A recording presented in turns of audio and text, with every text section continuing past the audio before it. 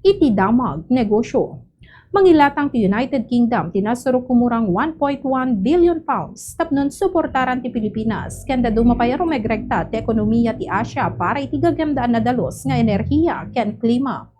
Inpakamo ti British International Investment ti maysa baro a 5 tawen na plano pakairamanan ti pannakayro sa ti British Climate Partners agage masupusupan ti pagkurangan ti pondo para kadagiti proyekto ti klima ti Asia.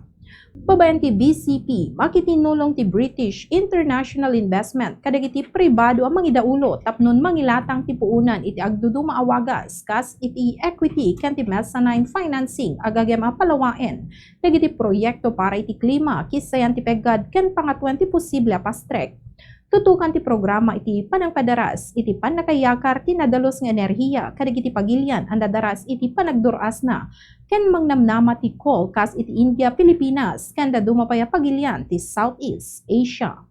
Ti sukat ti piso kadagiti foreign currencies may basar ti closing transactions ti Bangko Sentral ng Pilipinas ken Bankers Association of the Philippines iti Biyernes, April 24, US dollar 60 pesos and 70 centavos. Singapore dollar 47 pesos and 32 centavos.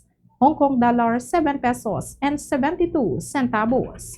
Euro 70 pesos and 66 centavos. Ken Saudi Arabian Rial 16 pesos and 12 centavos.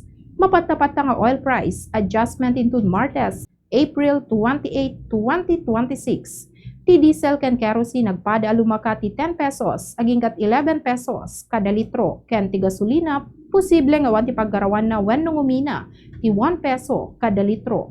Daytoy ti damag negosyo para iti Bombo News and Views. Daytoy ni Bombo Junari Sabal Alcartado and this is Bombo Radio Philippines, the #1 and most trusted source of news and information. Basta Radio Bombo.